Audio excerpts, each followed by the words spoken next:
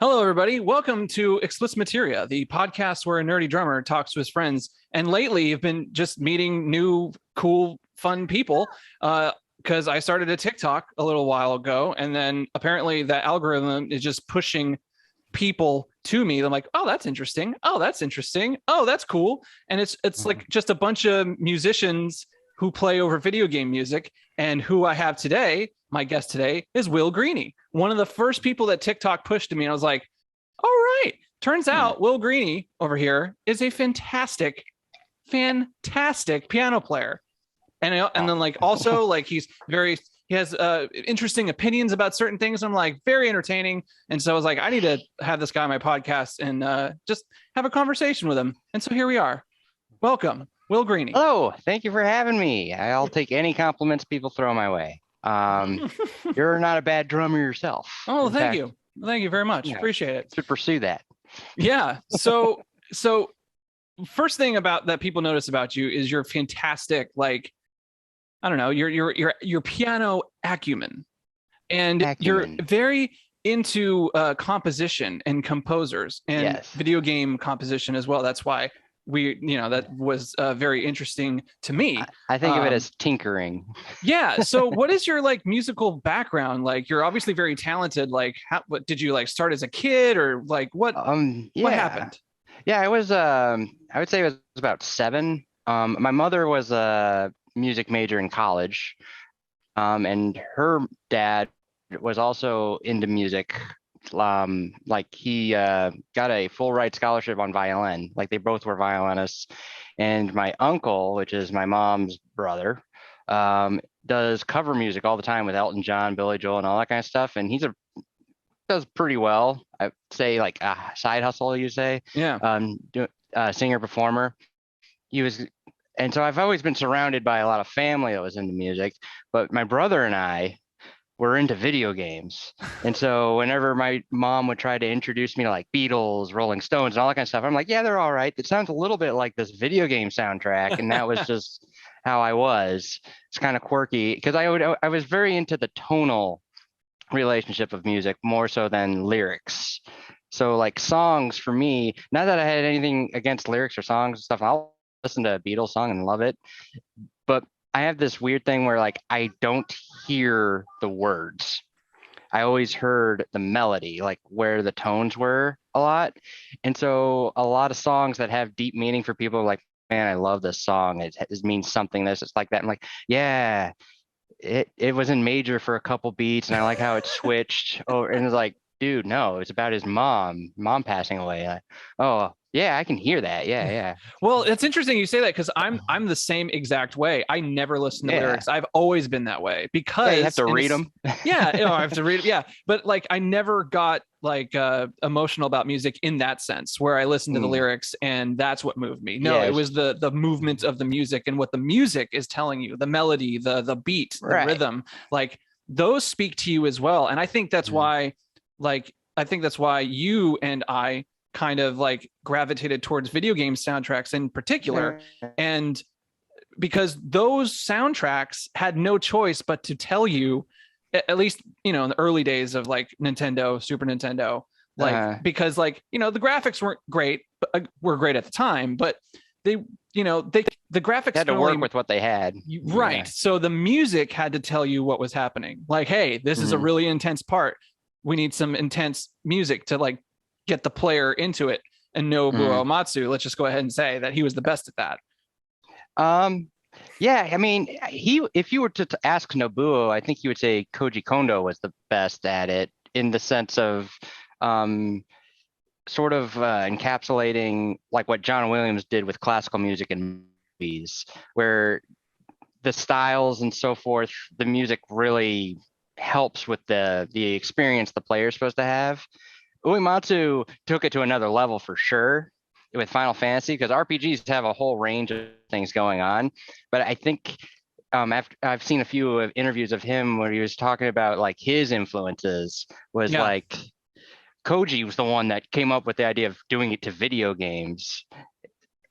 I don't know if there's someone before him, but there's this thing about like creating a palette of emotions that the person when you're playing a video game, you associate different types of song phrasings, and whether it's rhythms or textures or harmonies, all these kind of things grouped up to how you feel.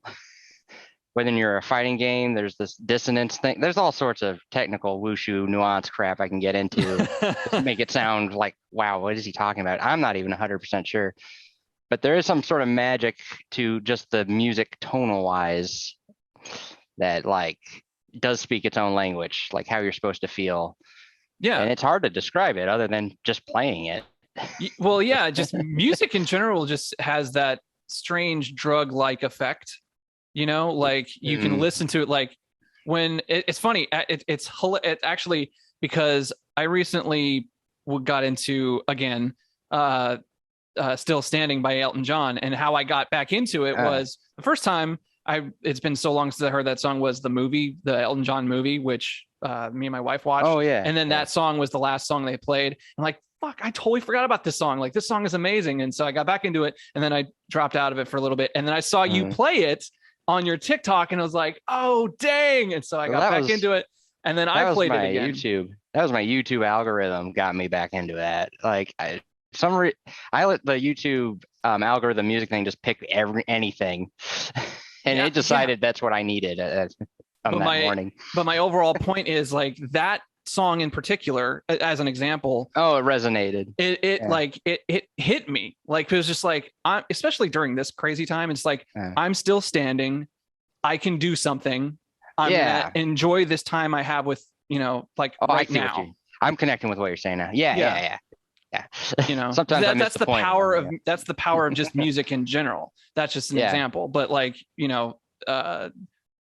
that's Elton John. I really like that movie, particularly where it talks about musicians not feeling like they're supposed to be the center of attention, or because like it showed his period where he was just in a bunch of jazz bands, right?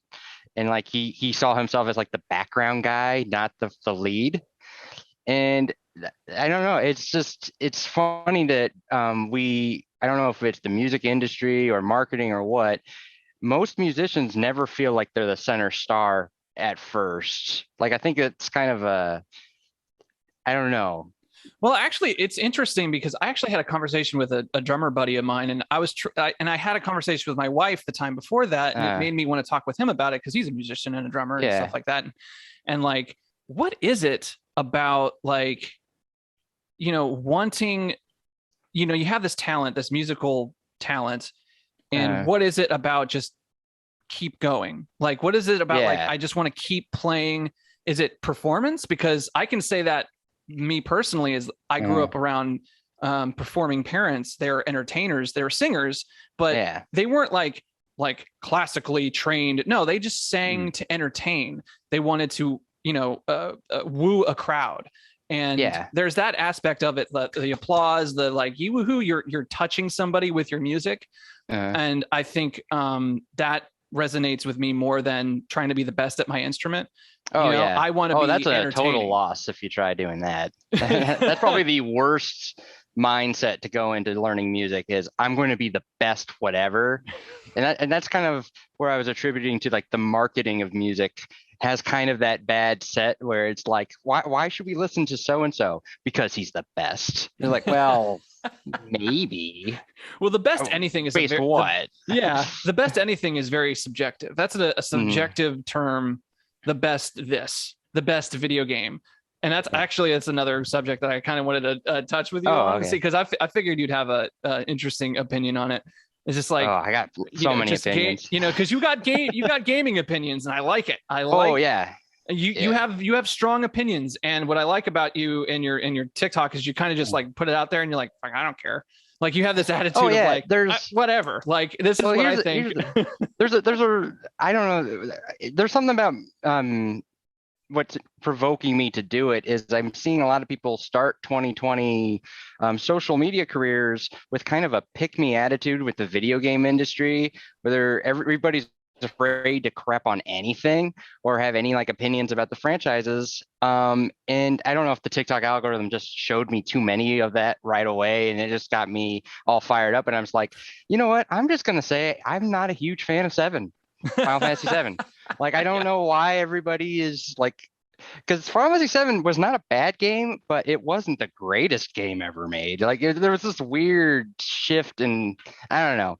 No, So there's something weird that happens with, especially with the gaming community, and I guess that goes with any community. Really, is like there's a hype train. Well, there's that, and there's like if you say anything different about the game or something that they absolutely love, it feels like it's an attack on them, like it's an attack on their taste.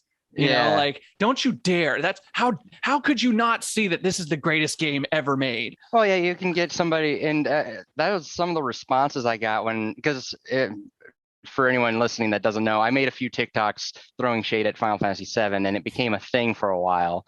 I've stopped because I actually don't have very strong opinions against 7. I have very strong opinions about only praising 7. But at a certain point, it's like, if you really don't like give a shit, you're just kind of like, well, I control. Yeah, and just that's there. That's there. I'm not gonna deny that. I'm not perfect. There's a little Joker in all of us, you know. Yeah. And when we have the opportunity to see the world burn, we're kind of like, yeah, I'm gonna do this.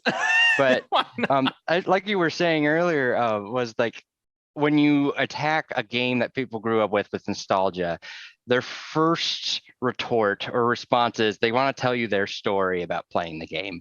It's like, well, my dad left, or something like very deep comes out when nostalgia is in the center of it.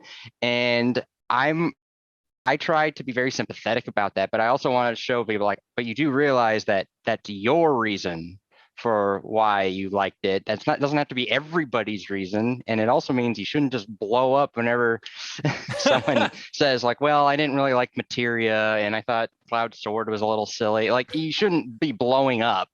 It's like the Star Wars fans, they get in trouble with that stuff all the time. Oh yeah. And again, I'll bring it up again. It's like a lot of these things are just subjective, because if you're looking at it objectively, it's really hard to pick out the best, or a game that is really great, like because especially when you're talking about Final Fantasy games, like if you want to be really objective about just the entire series of Final Fantasy, all of it is silly.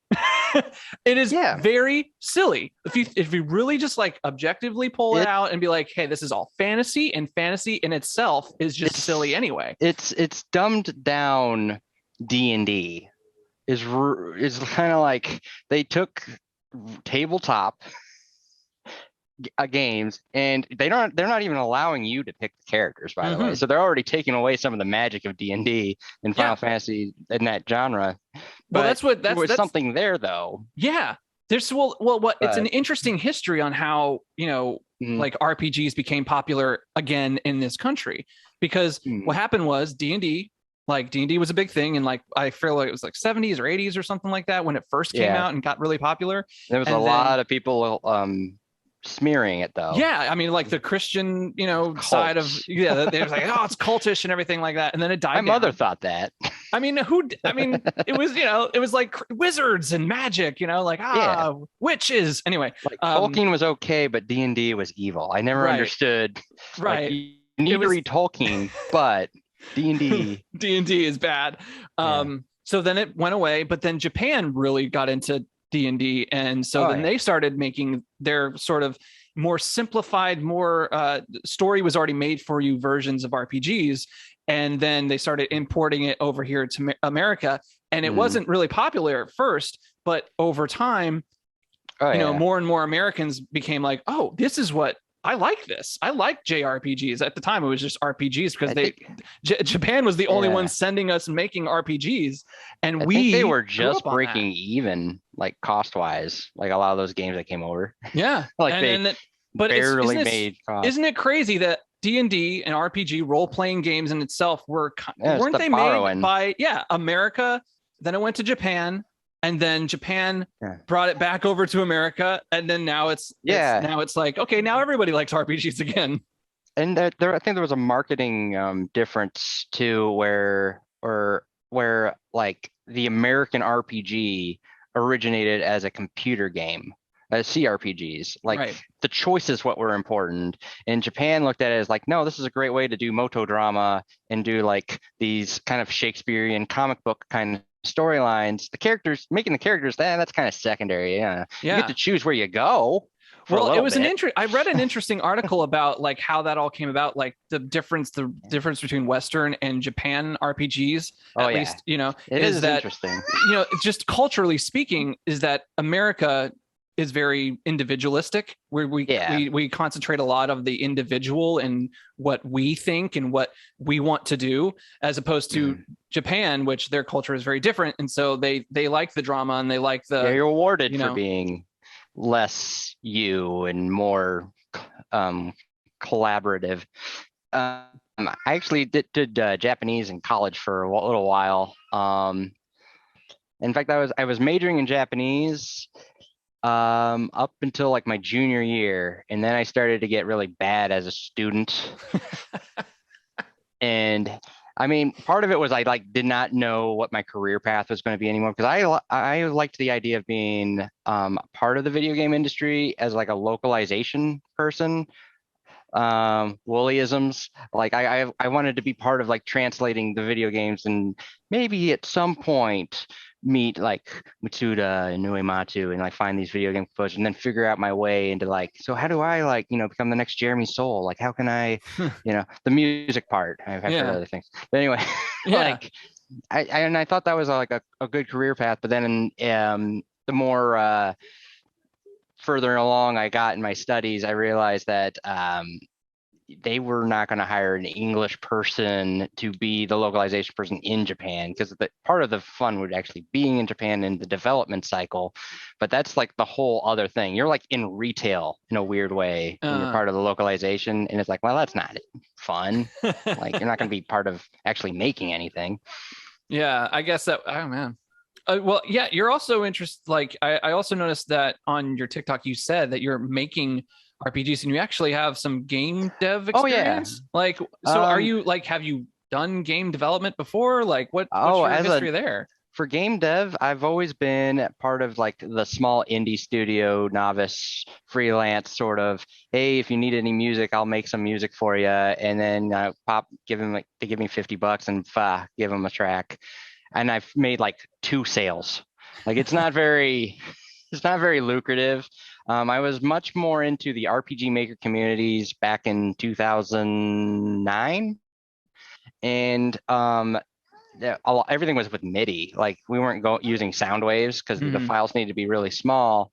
And I think half the people in those communities were using ripped versions of RPG Maker. So it was hard to sell them. Most of these people were just Ah, storytellers that just want stuff. I also did a few music projects with people making games on Game Maker. And there's all very small, lo-fi productions. But through that, networking wise, you get to meet people that have made bigger games on Unity, and like some people that like Julian Gallup and kind of stuff like that. They've actually met people at those conferences. So I like to say I'm part of the game dev community, but I wouldn't say I'm like making a lot of money at it, because that's where people are like, so what big projects have you been in? And like, I'm not 100% sure. I probably know the guy that was part of it. So like a yeah. lot of these communities are like that, where it's Well, like, it's kind of like, well, if you work at game development, just like if you're a musician, yeah, if you play music, a lot then of yeah, similar, guess what? You're a musician. Welcome. yeah. Welcome to the club. You And it know? just like with musicians, it's like, yeah, I may not have like traveled with Slipknot, but I was with the guy that opened for Slipknot, who, yeah, it's like that in game dev, where it's like, no, I didn't work on Factorio, but I know the guy that made the mods over here, who then made the mods and then got hired for the guy. It's a lot of like, and I guess Politics. it's politics and a little bit of luck. If you seem valuable enough to the right person heading a project, then voila, now you're in their studio. That it's not very glamorous, as you probably know about being a musician on the road. It's like the dream is much prettier than the actuality. And That's, I mean, yeah, I mean, I totally agree with that because you're in it and you get to deal with the day to day, which, yeah, a person who isn't a musician who hasn't toured and traveled and stuff like that, they don't really realize like when you travel to a city yeah, and, you're playing a show, it's usually you get there that day and you have very yeah. little time to like really enjoy the city. Yeah, you can't 'Cause go out drinking or yeah, anything when you I got a mean, like show. most times, no. Most times, I mean, yeah, you'll like after the show have a few drinks, but then you got to go to bed and then go, get up early the Yeah, next morning and it's travel to the a next city. it's a job, and that's Yeah, something. imagine that. That's the trick about being a rock star and being a game dev, is that it's actually a lot of work, and that's why the burnout rate, like people that are on their way to becoming rock stars or on their way to working at Bethesda or FireAxe or any of these bigger studios, um, you see the road ahead and it's like, I got to do this for 5 more years. This sucks. And I'm working on gonna the same game for 5 years. oh and it doesn't even get launched, and then you got like side projects that do better than your like main focus. That's another thing in game dev, is like your smaller projects are gonna have like a coin. It's like TikToks. You don't know which TikTok's gonna go viral. It's the same thing with like your game dev projects. It's like you might think the game you're working on is gonna be awesome, and then you put it out there and like nobody likes it. That's interesting, right? Like, especially if you bring up social media, it's kind of like it's interesting Marketplace. which Yeah. stuff pops off and which doesn't. And I think this to myself, and like because I don't know anything about what these algorithms do, and I was like, They what nobody. is it? The algorithm that tells you? Is it the algorithm that's telling us Well, what's what have you cool? heard? What have you heard? Or That's the thing. I'm trying to figure it out. It's kind of like marketing in general. It's like when Mad Men was a thing. I was really into that show. It was like, what the whole idea of the show is to talk about like marketing and the psychology of a person that's buying things. Their whole job is to get inside your brain and let you think that you want this thing. Yeah. Or maybe you really want this thing and you just don't know it yet. So my whole question is about like social media is like, what is telling people what's viral? Is it the algorithm that's pushing things to you? Well, I think there is a lot of vanity metrics doing this kind of herd mentality. I think I've heard it called like the Allen effect or so. This whole concept of people buying followers, buying views, all that kind of stuff to help boost their numbers, I think that plays well to the demographics that are primarily TikTok or using certain social medias, because the most people using TikTok are still like junior high kids up to high schoolers. The demographic It's important to know who the audience is available on the platform. And that's where I think a lot of confusion comes from, because I see it all the time on people chiming in on their own TikTok channels, like the algorithm is suppressing my videos. The algorithm, you need to remember you're dealing with 16 to 18-year-olds, and get in that mindset about a 16 to 18-year-old. You or me, we're old. So there's only going to be certain things. That's why niches do work really well, because for people that aren't 16, 18, if you're 16 and you do something stupid, you're doing something stupid to a bunch of 16-year-olds. That is going to go viral more likely than say like, there's somebody's dad doing something stupid. It's just kind of, I mean, I guess a lot of people just seem to forget it was originally a dancing app. YouTube is a whole other ball of wax. Like each platform has a different like makeup of who's using that platform. Twitch is a lot of like anxiety-ridden, socially awkward people. So well, I guess like since we're all gamers, I guess that would be we can fit in. We know we can fit in very, very well there. But like if you try to call out people that are lurking, but yet just knowing the audience on the platform helps me feel like it's okay if a video doesn't do well, because it's like, it's a bunch of high schoolers. What do they know? But you've seen you've been dabbling with social media. You see people that just don't handle it well. Well, And well, kind of it's feel bad fascinating. It's about it. actually, I've been a victim of it, as you know, a victim of my own Everyone, psychological, dealings with it. goes through Because some. my history with just social media and content creation is a long one, because I would always do it when I wasn't like being in a band or, doing stuff like that. So I always just push it out. And then in 2016, when I wasn't doing the band thing anymore, and I really started concentrating on content creation, there were times where, I would make a video, it would do really well, and I'd get, some engagement and some views in here and there. And I'm like, oh, this is really cool. I might be onto something here. And then I put out the next video and it didn't do very well. And then what that does to your ego, especially as a musician, that you put this much energy into it and you get like this much reciprocation. And so that actually happened a little recently, like a couple of years ago or a year ago, when I was really trying to do really well as far as like edit, like making video game reviews and stuff like that. I did about like 13. I felt like I was in a good groove. And the last one that I did, and it just coincided with COVID and me losing my job and stuff like that. And I had to find a new one and whatever. But a big part of me not doing another game review is when my last one didn't do well at all. And I put a lot of work into it. And because so it's like that, well, at least I got this review thing going for me, and then blam, all at once. Yeah. And so like it's very fascinating. Social media's like effect on our ego in our brains, or our confidence, because especially as a person who is a creative person that wants to put their art out into the world and say, hey, look what I did, like they, one of the reasons, and depending on who you are, like how big the reason is you want engagement. You want to move people with something that you worked hard and created and put something new into the universe, and or at least what you think is new. And it also doesn't matter how big you already are on the platform. I see big people, like when I mean like people that have like lots and lots of like millions of subscribers and all that stuff, still go through these same hurdles as somebody that's like still with like the 100, 200 range, where it's like, oh, I just did this and it didn't. But to me, it's weird because it reminds me of like Wall Street when like in the 1920s, where like the billionaires became millionaires and then they like jumped out because it's like, I'm a millionaire now, how am I going to survive? So when I see like really big social media people like lose their minds over like, I only got 100,000 people watching my shit now. Yeah. Well, again, it's like it's about like Jesus. I've over the last like year, I've now come to terms with, you know what, like I do this because I love it. And and I'm not just going to sit here and like sit on a mountain and be like, do it because you love it, because that's the only reason why you should. No, there's still that aspect of like, I want to entertain as many people as I possibly can. We all have to justify why we feel okay sharing. But what's important and what and I think it's when you get older, you start to get wiser and start to understand what's really important.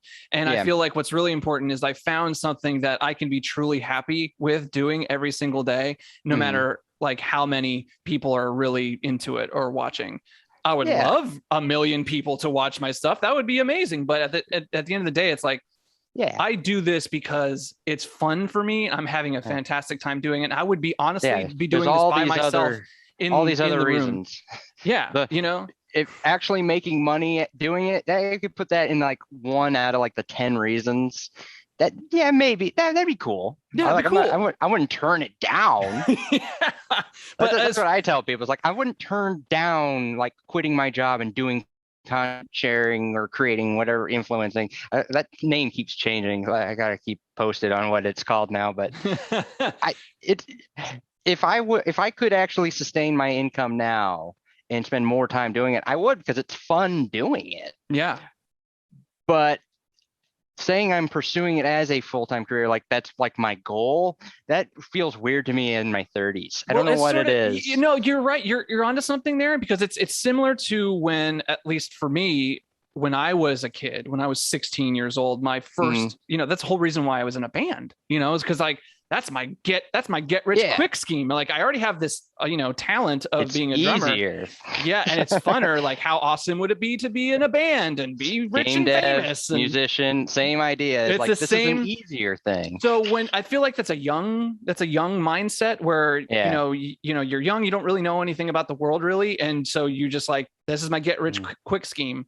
Yeah. And so you also think you know more than you do about it too. Yeah. Like, I know what sells.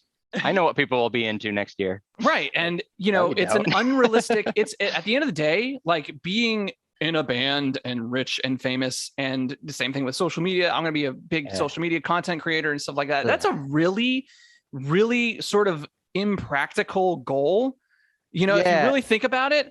But some people obviously do become successful at it, and they're really popular and they make millions of dollars. Like, but at the same time, out of the millions of people doing it, there are like those 3 or 4 that we can name. So again, it's all about perspective. It's like now that I'm a little bit older, like my perspective has shifted from when I was younger, rich and famous. Now I'm like, no, I do this now because it's fun. I love to do it, and I'd be totally fine doing this until the day I die. Yeah, and I felt when I was younger, like mine wasn't really so much like a musician, because I like the group musicians and the 3 traits: performing, consuming, and like the academic, like learning part, right? So like the 3 parts, I call this kind of like the tinkering. I don't know. I like the word tinkering when it comes to composing and arranging, because I feel like you're a car mechanic just taking apart songs and trying to like shove them into spots. And every musician has these 3 traits to some degree, but some of them favor others. Some people really like the performing part, like more than the other 2. Like they could care less about actually even listening to music. It's just like, I just want to be on stage. I want the fans, groupies, the money, all that crap. And then like the other one, the actual consuming music, they're like in love with, like for me, it's Ben Folds. I really liked Ben Folds. I think he's writing a lot of books right now. Anyway. But like there's those people that just have all the records, like they have a whole basement full of records, and it's like, I just listen to them on the vinyl, and they got huge opinions about what devices you play music off of and stuff. And then there's people like me who like really favor the third one, which is like, I want to know exactly how the theory works. I want to know who's copying who. I want to hear like different recording instruments, like how did he arrange that? What was he doing? Was he going based off arpeggios? Like I like figuring out how people go about making the music, less than just like the music itself. And with those 3 things, that's where like those career choices, though, I think for musicians, the one that's the most obvious is the performing. Like that one has the money helps sustain everything else so that I can continue the other 3, right? Yeah. But the thing is, though, a lot of people aren't really just into this. They're into these other 2, and these other 2 a lot harder to make money on. Yeah. So. I'm you know what? I've told this story many times. The last podcast I did with Klodzinski, good old Klodzinski.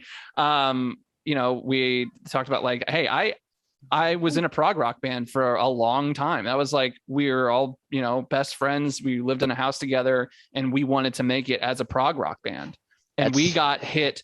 That's the dream in the face with a hard dose of reality when we, promoted. You guys got signed too, right? Like, no, I got signed later. I got signed to an electronic rock band in like 2013. This was a different band. I moved out here with my the prog rock band, the Passion Band, like the one. Yeah, this was we were into Mars Volta. We were into Dream Theater. We were gonna be like, all our songs were 30 minutes long with different movements and tempo changes. It was nuts. And so turns out not a whole lot of people will come to your show. It's like not a whole lot of people like prog rock, like a lot of people don't even know what prog rock is.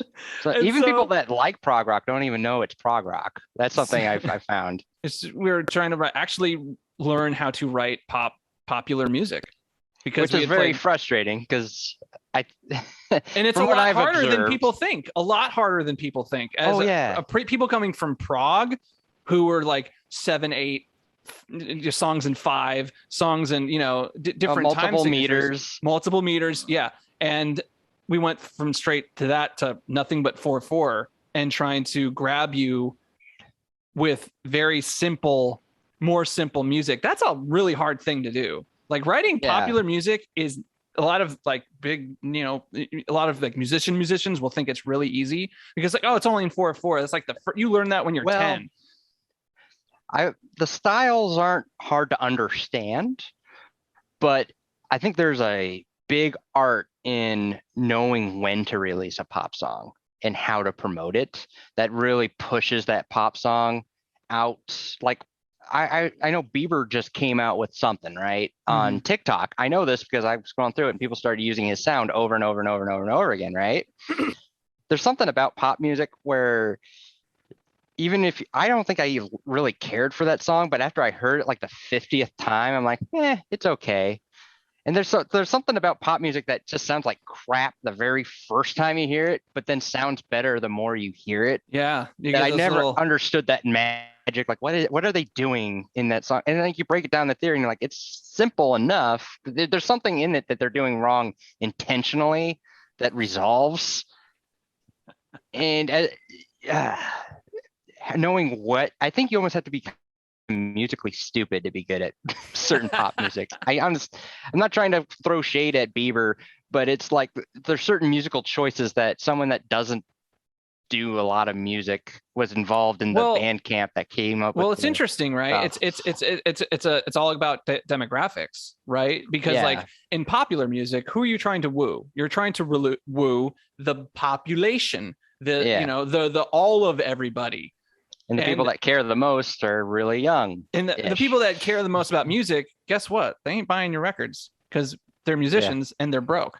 Oh yeah, they're into a lot of like weird jazz. And they're it's like that's your audience is everybody with like stuff like prog and jazz. There's a very niche. Those are more niche markets. You're dealing with fans that really know their stuff about a theory and how songs move and where they should go and stuff like that. It's sort of like it's kind of like Reddit. It's like Reddit is not just any sort of forum. It's not like Twitter is like just a bunch of everybody just screaming and whatever, but Reddit, they give you the ability to just everybody on there has very strong and intelligent opinions about things. Okay. So if you're going to do something on Reddit, you better become prepared. And it's kind of like trying to make a jazz album. Yeah, exactly. But now pop music gets a lot of like uneducated hate from people that they feel like they should hate pop music because all the like old timer musicians don't really care for pop music. They're not as into it. So there must be something more sophisticated to like their music versus pop music. But truth be told, like most, like you and I, we kind of look at it like, I don't know. I mean, it's not bad, but I don't know how the hell they like pick. Well, it's interesting. It's like, it's an interesting thing when people are older and they like, this pop music sucks. Madonna was my thing. Like, Madonna sucked. At that time, it's like Madonna was the big thing. And, but I'm sure like other musicians hated Madonna, but it's like, now it's, this new stuff that's coming out and, people our age are going, this sucks. You should listen to Boys to Men, like that's our stuff. It's like the Backstreet Boys, NSYNC and stuff like. God, I remember that music moving a lot faster. Then when I went back to it and like the beats per minute are so slow compared to like how my little kid mind thought of it. Like I thought it was like really popping. And there's some tricks going on in pop music that just kind of messes with you time wise. And like my theory, and you can go on the record again once more. There's something off about pop music every generation that like intentionally is doing something wrong that makes it sound better the more you listen to it. There's something in it. It's the hook. Yeah, I remember we back in the day when we were actually getting like lessons from songwriters to learn how to write a song, and these older songwriters, like guys who actually there's something about the catch between a bass line and melody is something that like what's your hook? He would always ask us like, what's your hook? What's the hook? Which the hook was usually the chorus or something in the verse that you would constantly repeat. You would repeat over and over again. Jimmy Eat World actually is a good example. Oh, okay. Okay, so what's that song? Hey. Like those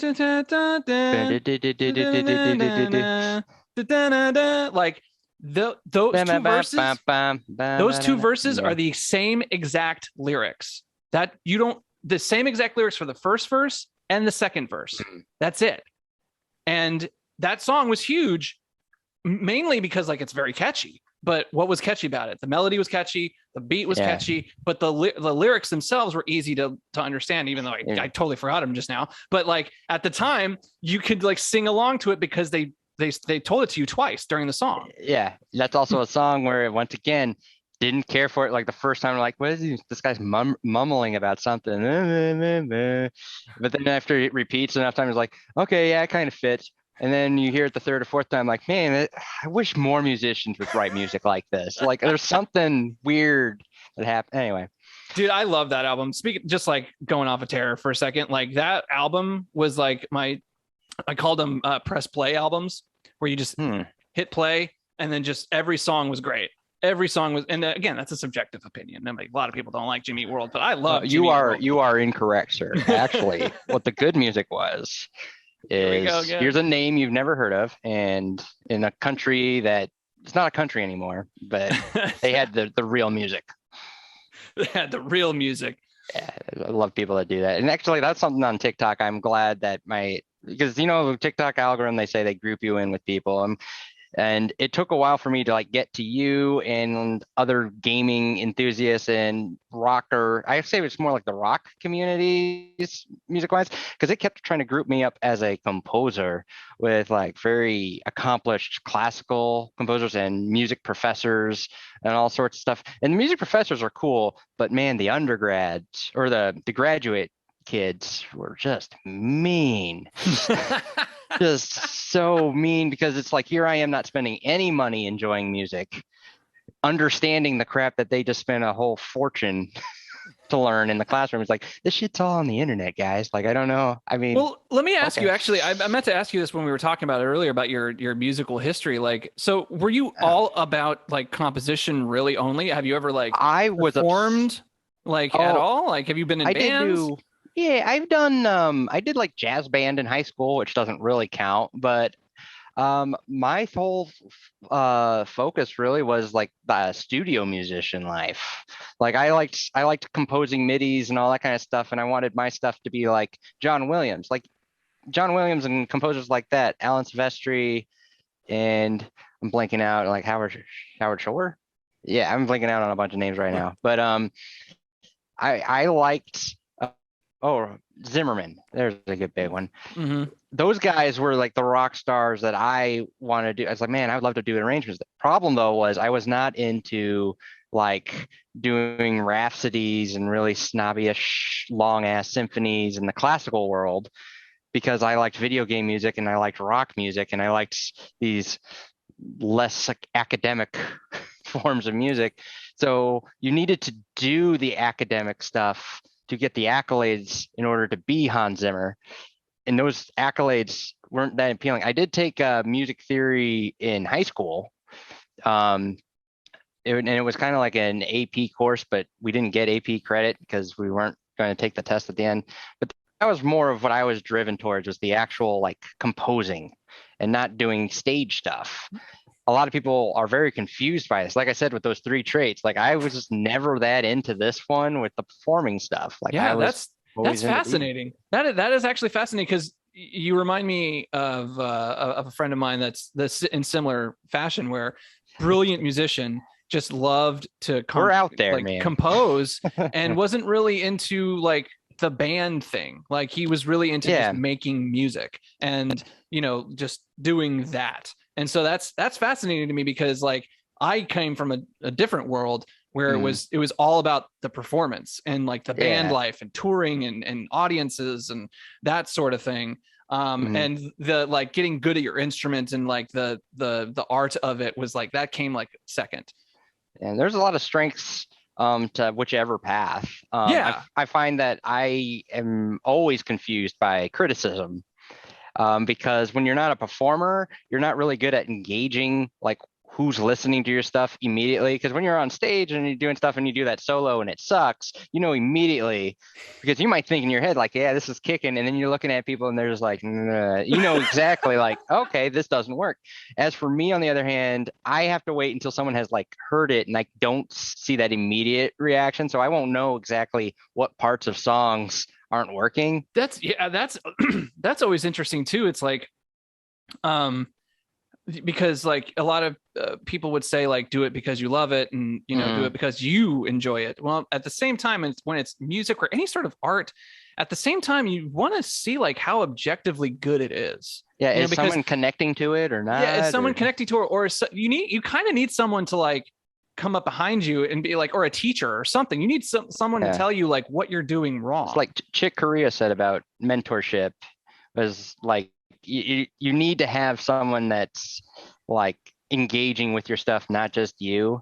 And he was a big jazz guy. He passed away from I don't know if he passed away from COVID or not. I have to look that up.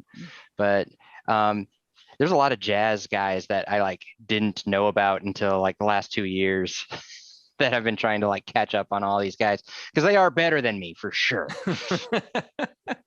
No doubt. I have to say this to those academic people on TikTok. They are better than me. Sorry. I'm not going to copy every intimidation of every lick, but anyway. Yeah. Well, the whole idea of like, I would struggle with this early on when I was a musician. Like I would struggle with like, am I good enough to do this? Like, yeah. Am I good? Like, because if I'm good, then I'll keep going. But if I'm not, I'd like someone to tell me so that I can either fix what I'm doing wrong and work at that, or like, am I slacking at a certain spot? I can't see like outside of my own brain or outside of my own eyes unless I watch it back if someone recorded like a performance, which is actually really important, by the way, for all those musicians who are actually listening to this and want to start doing. Definitely record yourself and then don't look at it immediately. Take a second, take a week, take a day, take a month, and then remember how you feel. Remember how you feel right when that recording is done too, because I guarantee you that feeling you have is what you're going to need to use to contrast your actual reaction when you watch it. Because I think a lot of musicians have this disconnect to like the performance they thought they had and someone actually seeing the performance. And if you don't hold on to that feeling of like, yeah, I really kicked ass, and then actually seeing like, oh man, I was offbeat. Or conversely, like, like I've had many musician friends on tour and stuff like that where, they would perform and they would just kill it, and because they have no choice but to kill it because they do it every night. It's like, I call it the zone. And when you're in the zone and you do it every single night, the same thing over and over and over again, no matter that's where the drug habits start happening. Yeah. No matter if you feel like you played it terribly, you still are awesome. Like you're awesome at the thing that you played terribly. So in that, but they're, human beings and they have egos and they're really hard. I have many friends who are hard on themselves, like right after they're done. And they come out and they're just down on themselves and they're just like, they're not having that new feeling of euphoria of doing something. Well, it's not even that. They feel like what they played was not good enough, even though it was just as good as the night before, but for something happened during the performance where like either like a string broke or like, their movement was like not right, came in too early or something like that. I didn't hear it because I'm not paying attention to that, but they are. And so they would come out into the green room after the performance and they would get really depressed and down on themselves. And I'm sitting here trying to tell them like, dude, that was incredible. Like that was amazing. Like you are incredible. They're like, I know, I can't really. So it's like, conversely, you can feel really terrible about a performance or something that you did and then watch it later and go, you know what? Actually wasn't that bad. So I think that says a lot about me as a musician, as I think of myself as like too big of a head. So I'm always trying to like squash it because I get too excited about my own crap. And I know my stuff is okay, or at least I have to tell myself it's okay, because if it goes the other way and I just get such a huge head. So for me, a lot of it is like, all right, record myself playing that. And then when I record it, I'm like, Oh, get over yourself. Come on. You messed that up. You messed that up over there, which doesn't work well with social media because then other people get to see something you posted 2 weeks later and then they're pointing out. And it's like, I know, I saw it too. I get it. I So I'm saw not it. going to take it down because Yeah. it's too late. Yeah. I think, dude, my man, when I first started doing the content creation, I wanted it to be perfect. It needs to be Yeah. this. Like, I would spend a lot of time editing and go through many takes, Oh and I yeah. would, I would do that whole thing. Like, I've that's how I seen a lot started of people YouTube. doing that still. And Like trying to do it. more power to you, because like that's incredible. But now, like, I think it's either because like I just don't have time to deal with a bunch of editing and stuff like Okay. that, or this is a lot more fun, me doing Yeah. like the live stream stuff, and like if I don't play it correctly, oh well, who cares? Moving on. Like, Yeah, I've been trying to I don't know. Man, I've been making so many TikToks and felt differently about how to go about TikToks that there was a good phase, and I still do it, where I try to make it not so much that I'm coming off as doing it, because I'm literally spending like 10 or 15 minutes right once I have an idea, like I'm gonna go play this one video game and make a TikTok out of it. I will go and try to like learn it really quick for like 10 minutes, and then I'll do like 2 or 3 recordings of it. Those 3 recordings I make are not perfect, but then after that 15-minute mark, I'm like, fuck it, send it up. I don't yeah. care. And I do that because mostly for me, because I am not trying to be a great mentor teacher of any kind, but it's more like I can't put up with trying to be perfect anymore. On like, because there's a perfectionism that I think wins in the end of me sending nothing out. Yeah. That I'm going to practice this 100,000 times so that it's completely perfect. For somebody who's only going to see maybe a 15-second clip anyway, why was it worth it? Like, Yeah. especially when it's not music I actually wrote myself, and anybody that's played video games that are going to be vibing to it, that feels nostalgic when I'm playing like Breath of Fire 3 music, they're immediately going to like love it anyway, even with their 1,000 mistakes. They don't hear the mistakes because they're like, dude, guys playing Breath of Fire 3, I liked that. That's all anyone's really seeing. I think that's the benefit of doing, niche. It's like video game music, or being nerdy about video games, but just being nerdy about the music. That's even more niche than video games. Oh yeah. People that jazz piano players just roll their eyes when they hear me talk about video game music in the same light that they talk about Art Tatum, because they're just like, they don't compare. And I'm like, to me, they do. Well, hey, you know what? Like, I have been thinking about this, and I'm trying to think like what's different about today's compositions in today's video games as opposed to like the video games that we grew up with. And I think a lot of it is, well, actually, less niche now. Well, it's more, yeah, but I feel like because of the constraints that they were under, they couldn't like create like these huge flowy pieces, with their games. They only had like, okay, here's your, this is the space you have, work with it, and so they were kind of forced to, like, it's kind of incredible if you really think about like how well Nobuo was able to create like sort of this orchestra, or composers like Nobuo was able to like create like a long form sort of orchestra, if you will, with the constraints that he was allowed. Yeah, it's a big jump in his compositions was from 6 to 7, when 7 was actual audio recordings and he could actually have an arrangement played versus synthesized. Yeah. And that's why when you hear like Sephiroth's theme, where it's all this stuff going on, it's all these like little segments, it's almost like an opera.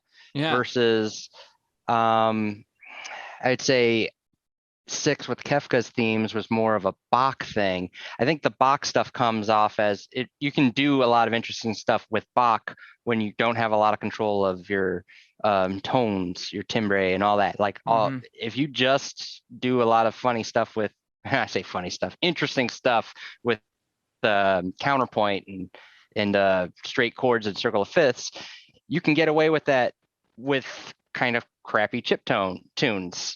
You can make a lot of interesting stuff with chiptune kind of MIDI sound.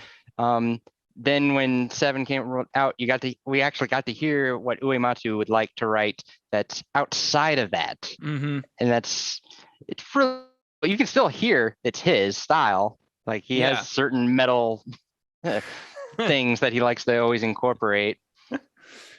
Yeah.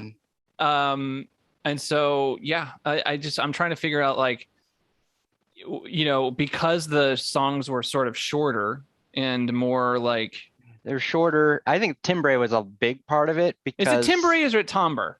I don't know anymore. But the sound, the tonal, um, whatever you'd say, uh, Bach had the same issues with like those compositions. Like when you think about the Baroque composers and the Renaissance composers, like their instruments couldn't do a whole lot either. So it would make sense that they came up with a lot of like music concepts that only involve the direct tones, Right. aside from singing. Singing is a whole other thing. Yeah. Yeah. Choir stuff has its own history of other stuff. But that's why things I liked about it, like Uematsu's a lot of his classical decisions, besides just metal music, is that I think he also understood that these guys knew how to work with crappy instruments, per se, And or so less control of it. So he sort of mastered what four part harmony, I think, or counterpoints, whatever. Yeah, man. Okay. So we actually got to get going. I actually got to get going here soon. Okay. But I one last thing I wanted to ask you about was your little project that you started. You're gonna make an RPG in 1 month. Yes, I am on day 12. How is that going? Like, and what started this whole thing? Well, the whole thing started because a lot of people have played with RPG Maker, especially me, throughout the years, and there's game dev burnout is such a problem all over whatever system tools you use, whether it's Unreal Engine or Unity. But I always thought it was funny how RPG Maker had such a burnout for people that were novices that don't even know much coding. And so this was kind of an idea I had about making a timetable to keep myself to doing decisions and not being holding it off as a passion project, which is a lot of people do with RPG Maker. Yeah. And I'm doing it for myself, of course, because I've made maybe 30 or 40 attempts at just making a quick game on RPG Maker and just never finishing it because it's like, I always have time later, but then you never do it. And then it just occurred to me, is like, what if I actually tell myself I only have a month and it's fucking done at the end of that month? And weirdly enough, I'm getting a lot done. And so, yeah, once it's no longer like a project that I'm just doing for fun, even though I am doing it for fun, but I'm like tricking my brain into like treating it like a end project. Yeah, it was just a kind of a mind hack, really. That's actually kind of fascinating because you're sort of experimenting with like musicians do that kind of stuff too. Well, like, yeah, musicians, but like in game development, for big AAA companies, the big wigs and or the budget offices, like, here's your budget, but also here's your timetable, and it has to be done by this time. It has to be. Even if it's not done, I don't care. We'll make patches for it, but it has to be done here. Like Final Fantasy 15, I think they changed studios and they kept on missing the deadline, and Square got so pissed that they just scrapped the whole thing. So it still happens to this day. It's weird. I don't know. I don't know if that's what kind of inspired me to do it, just as like on my own AAA game dev. Like, I need to be done. It's funny. You're the game developer. You're the tester. You are now the CEO, judge, jury, executioner, and it's surprisingly working. And I'm hoping it inspires other people to like finish their whatever their little indie game dev stuff is, and I'll write music for them too. But it's cool though, because like I feel like you by doing this yourself will actually have some sort of understanding of like even more so than the time constraints or like the importance of, like you say, time constraints are bad, but at the same time maybe they're needed, because if you had all the time in the world to make a game, you would have a game that would never come out. It's a theme of my perfectionism. I feel like perfectionism has kept me paralyzed into actually finishing things. So by saying like the timetable gets to determine when it's done versus my ideal, like what it's supposed to be, this fabricated perfection. It's weird. It's just you got to find the can't sweet even spot. articulate it. Yeah. You know, and it that like game development always fascinated me. I never really got into game development, obviously, and I never really went into Cubase messy. or stuff like that. But like just the whole idea of like, you know, creating a game, especially in today's modern games, where not only do you have to create the assets and everything like that, you have to get the hardware compatibilities, music, hardware compatibilities platform. Now every single game, it doesn't matter what game it is now, every single game now has to have actors. We have to actually have real actors and voice actors in these games. So now we have to consider that as well. Oh, and and then there's a lot of the other stuff is just like patching it in the future, and DLC and all this other kind of stuff has been playing a bigger and bigger part. I'm not a huge fan of that because I do feel like they're figuring out ways to ask for more money for the same sized game. Yeah, that's a tricky little subject too that I wish we had more time to talk about. But like, it's again, it's like a game development, like it's so crazy. Not only does it spans years to make the one game, like how long has the next Elder Scrolls been in development? Like 10 years? Well, and it would actually surprise most people how quickly the implementation phase is on these games. A lot of it is just designing and market research as to like when's the best time to launch it, and would green armor sell better than red armor kind of crap. Like there's so much that's going on besides the actual like coder sitting down and coding it and then like checking for bugs. Like there's so much concept stuff going on. Yeah, I think they probably redesigned it like 6 times, and Howard's still just like, I don't know, maybe we should do it in space. I don't know. Like like that's like who knows how, because that's what the pre-dev cycle, it involves all that. The hardware side of like actually finishing and making the game has to be getting shorter because so many of them are using the same tools now. Like when you see it in Unity or Unreal Engine, like a lot of that stuff is already done. So a lot of it is just the asset creation. Unless you're Cyberpunk 2077, where you make a game for a computer and then you try to downgrade everything to PS4, and guess what? Try to pull a fast one on us. We didn't really like that. They should not have tried to build the game around Keanu Reeves' schedule, because I feel like that's the only schedule that worked out in the end, was that, well, we got Keanu in it. And I feel like Keanu probably feels the worst about the whole thing. Like, whoa, guys, I could have done this next year. Time. I had some time to kill. I'm going to do Matrix. I'm going to do Bill and Ted 3. Like, you didn't have to do this for me. So Keanu was the biggest loser in the whole exchange, I think. But he'll come out ahead because Keanu's awesome. I think he'll be all right. Something tells me that Keanu's going to be just fine. Oh yeah. Oh yeah. But yeah, game development it just fascinates the hell out of me, especially like its relationship and how big it's gotten as far as like it's too top heavy in certain sectors, but because it used to be a very niche market where you wanted your game to be different than someone else's game. Like you wanted it to stand out. And now we've kind of into like pop music in the gaming industry, where now it's like, well, this needs to be playable by everybody. Yeah, we put many people this much money into it. It needs to go this one. So I'm not a huge fan of that growth, but I understand it, because when more and more people get introduced to anything, other people then try to make sure those same people stay. Right. Well, it's sort of what's happening is it's sort of similar to how movies have gotten. You know, it's like like it's the reboot stuff going on. Yeah, reboot stuff is going on, but like movies, like most movies are kind of like more of the same. You know, it's more of the same template kind of thing.